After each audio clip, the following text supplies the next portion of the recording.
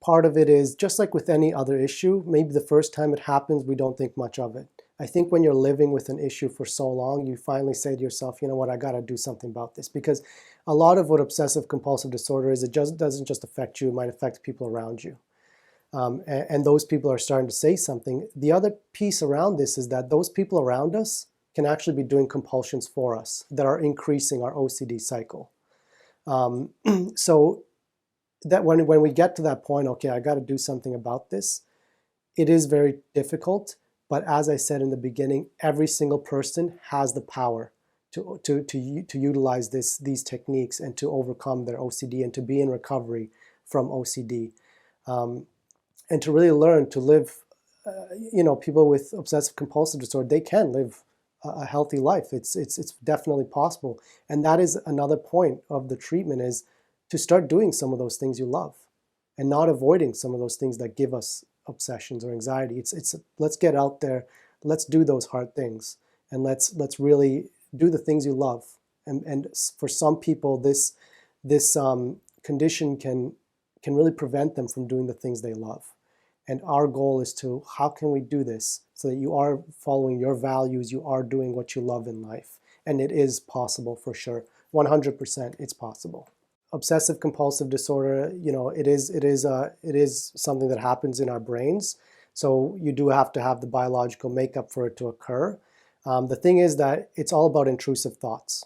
Everybody has intrusive thoughts. It's just that when it comes to obsessive compulsive disorder, these thoughts are very sticky.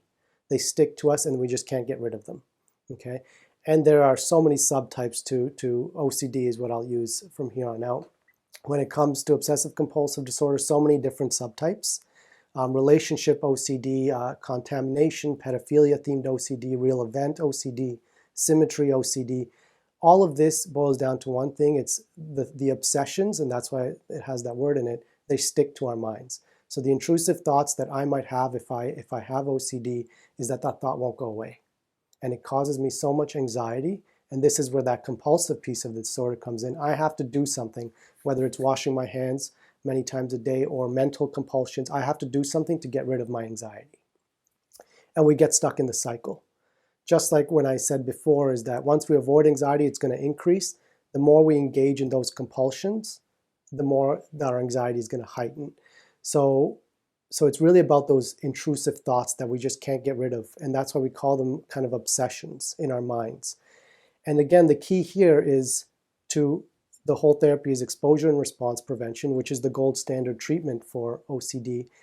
That response prevention piece is, let's stop engaging in the compulsions. And what that's going to do to a person is that's going to cause a lot of anxiety, because those compulsions were their crutch. They were the thing that decreased my anxiety.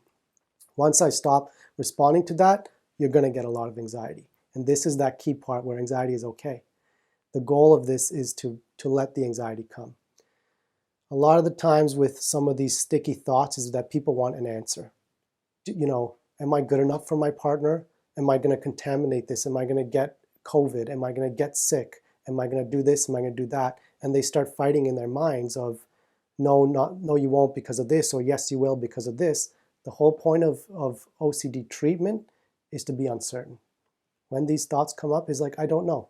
Maybe I will get contaminated. Maybe this will happen. And then that anxiety will come and we sit with it. That uncertainty is the key to kind of overcome OCD.